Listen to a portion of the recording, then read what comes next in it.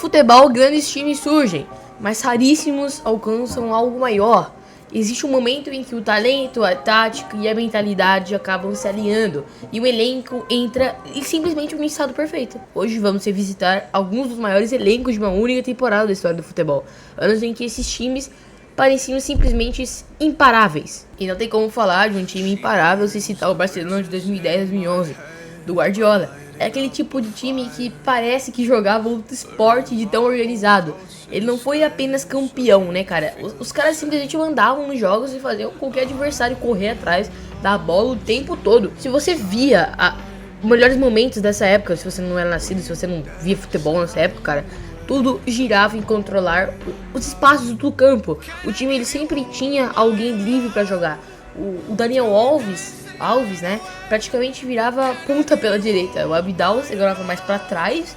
E quando o Barça perdia a bola, era pressão absurda. Em segundos, eles já recuperavam a bola de novo. Na frente, o Messi jogava de falso 9, recuando e bagunçando toda a marcação. E, cara, eu acho que isso simplesmente deixava o Xavi, Iniesta e os Busquets com ainda mais controle do meio, tá ligado? E aí esquece, entendeu? Era passe atrás de passe até abrir a defesa. E aquele 5-0 no Real Madrid e aquela final da Champions League contra o United mostram bem o que aquele time fazia em campo. Era domínio total, tá ligado? Foi um Barcelona que mudou a forma como muita gente passou a enxergar o futebol, provando que, cara, eu acho que organização e talento juntos viram um pesadelo pra qualquer time, tá ligado? E além daquele jogo contra o Santos na final do Mundial, que foi simplesmente um absurdo de 4-0 em cima do Santos, com o time jogando de férias, praticamente, né? E o Messi absurdo, né? Deplava toda a zaga contra o Santos. Foi um absurdo, se você coloca aí nos melhores momentos da FIFA do final do Mundial de 2011,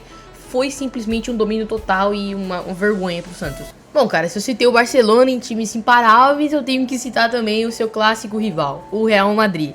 E, cara, a temporada de 2016-17 do Real Madrid é tida como um exemplo de excelência no futebol, cara. Sobre o comando do Zidane, o time alcançou aquele feito notável, né? Que foi uma conquista da Champions League e da La Liga no mesmo ano, que era algo que não ocorria há tempos. E além de se tornar o primeiro a revalidar o título da Champions do formato atual, ele foi um ano mágico e que tudo parecia conspirar a favor do Madrid. E é lógico que grande parte desse sucesso se deve ao elenco estelar que o time possuía, que foi considerado o Galácticos 2.0, né, que não se tratava apenas de um time titular de alto nível, mas também tinha um banco de reservas que era capaz de decidir partidas. Cara, jogadores como James Rodrigues no seu prime e Morata no seu prime eram bancos, além de citar Asensio e Kovacic. O Zidane promovia um tipo de rodízio constante. Ele preservava os titulares e mantendo todos preparados para os jogos cruciais, né? E incluindo o Cristiano Ronaldo, que concordava em descansar para chegar em grande forma na fase decisiva. E é lógico que foi nessa temporada que o Cristiano Ronaldo se consolidou como um atacante de grande objetividade, né? Ele passou a atuar mais próximo da área e se concentrava na finalização, né? Foi uma das temporadas que ele reduziu seus dribles e aumentou os gols, né? E essa estratégia se mostrou extremamente eficaz, especialmente nos confrontos das eliminatórias contra o Bayern, Atlético e na final contra a Juventus. E naquele aspecto tático, o time demonstrava grande versatilidade, né? Podia atuar no tradicional 4-3-3 com o trio BBC, que se você não acompanhava futebol foi um trio que não chegou ao nível do MSN, mas chegou perto, que era o Benzema, Cristiano Ronaldo e Bale. E um 4-4-2 com Isco, que auxiliava no controle do meio campo quando entrava, e o Casemiro, Modric e Kroos, né, que eram os titulares, sempre proporcionavam um equilíbrio fundamental que permitia que o Marcelo e Carvajal, que eram os laterais, se lançassem ao ataque. E além dessa qualidade técnica, o time exibiu uma confiança notável. É frequente decidir jogos nos momentos finais, cara. Manter aquela serenidade sobre uma pressão absurda e encontrar soluções em situações adversas, características marcantes daquele grupo. Em resumo, foi uma temporada repleta de conquistas, né? Champions League, La Liga, Mundial de Clubes, Supercopa da UEFA. O Real Madrid balançou as redes em todos os jogos do campeonato e manteve um desempenho excepcional. Só falei de clubes modernos, mas agora eu vou falar de um time antigo, não tão antigo, mas antigo, que foi o Milan sob o comando de Arrigo Sacchi. Eu não sei nem falar o nome, mas enfim. Arrigo Sacchi. foi o Milan daquela temporada de 1988-89, que é frequentemente apontado como o divisor de águas entre o futebol de outrora e contemporâneo. Sacchi inovou abandonar o famoso catenaccio italiano, ele propõe um sistema focado na energia do grupo e no controle do campo. E essa equipe atuava de maneira compacta, cara, era totalmente bem estruturado e, mano, garra absurda. Era uma verdadeira transformação para aquele tempo. E é lógico que a grande sacada foi a maneira de defender e atacar em conjunto, né, cara? Ao invés daquela marcação individual, o Milan sempre optava pela marcação por zona, né? E o time mantinha suas linhas bem juntas, pressionando o oponente e buscava recuperar a bola bem rapidamente, sempre próximo a uma meta adversária. E a retaguarda se tornou um exemplo a ser seguido por a maior parte dos defensores do Milan, que eram Tassotti, Costa Curta, Baresi e Maldini, que compunham uma linha quase impecável. A sincronia da linha de impedimento era uma ferramenta tática, que era liderada pelo Franco Baresi. No ataque era simplesmente o talento complementava essa engrenagem, sabe?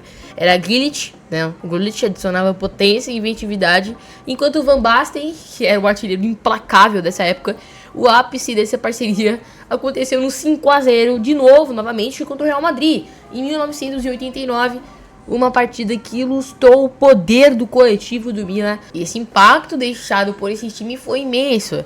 Sacchi demonstrou que organização, intensidade e talvez visão tática poderiam revolucionar o futebol, e suas ideias inspiraram inúmeros técnicos e ajudaram a construir o jogo de hoje, inclusive colaborando para o desaparecimento do líbero clássico no futebol italiano. Eu vou puxar um pouco também aí para as seleções, porque falando de elenco absurdo, não dá para não citar a seleção brasileira de 1970. Ela personificava o que chamamos de futebol arte. A missão do Zagallo, que era o treinador dessa época, era harmonizar 5 craques que vestiam a mesma camisa, que era a camisa 10 em seus clubes, que eram Pelé, Tostão, Rivelino, Gerson e Jairzinho, que era simplesmente esses 5, tá? 5 cracaços de bolas, e o Zagallo não poderia comprometer o balanço dessa equipe, né?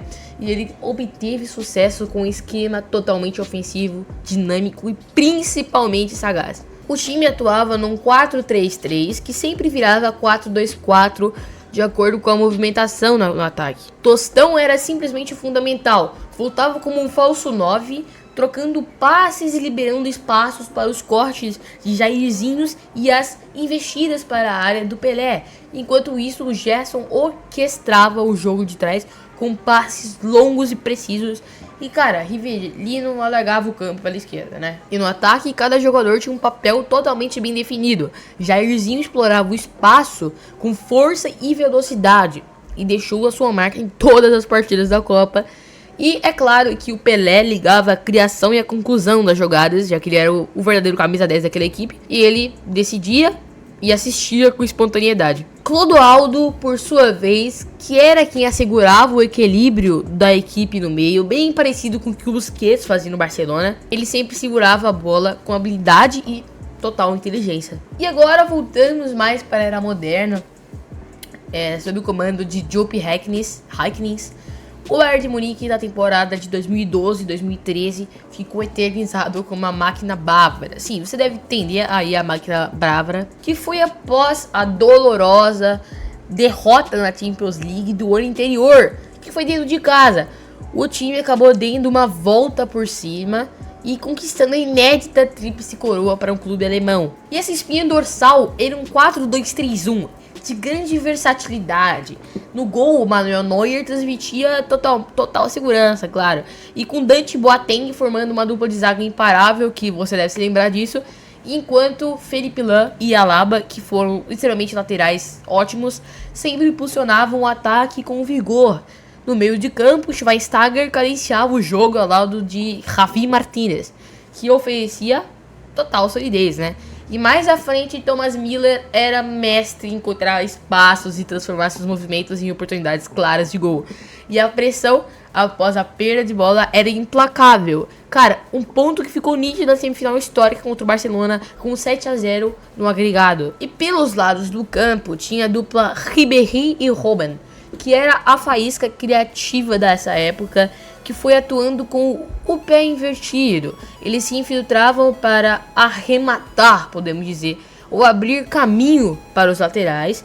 E a temporada também representou a redenção de Robben, né, que acabou marcando aquele gol decisivo na Champions League nos momentos finais.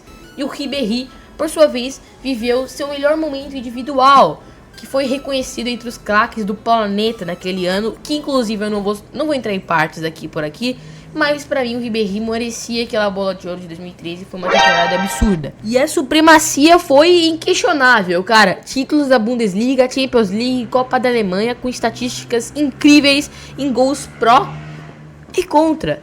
E acima de vencer, cara, aquele Bayern de Munique estabeleceu um novo padrão. E, cara, é óbvio que aquele legado foi imenso, entendeu? Aquela trajetória vitoriosa inaugurou um período de hegemonia nacional, podemos dizer assim, que provou que era possível juntar aquela garra, aquela raça tradicional alemã com o requinte tático moderno europeu, né, dos ingleses. Que foi um modelo que influenciou o futebol do país nos anos que se seguiram. E bom, cara, eu vou ficando por aqui, mas espero que vocês tenham gostado. Deixe seu like, se inscreve no canal, você vai estar me ajudando bastante a trazer conteúdo aqui pro canal, beleza? E se você, cara, pra você, qual foi o melhor elenco de todos os tempos do futebol, cara? Foi um desses aqui que eu citei nesse vídeo? Se não for, cara, deixa aí no seu comentário. Mesmo assim, se for, deixa no seu comentário qual você prefere, qual você gosta mais. E, enfim, cara, eu vou ficando por aqui. É isso, falou e eu fui!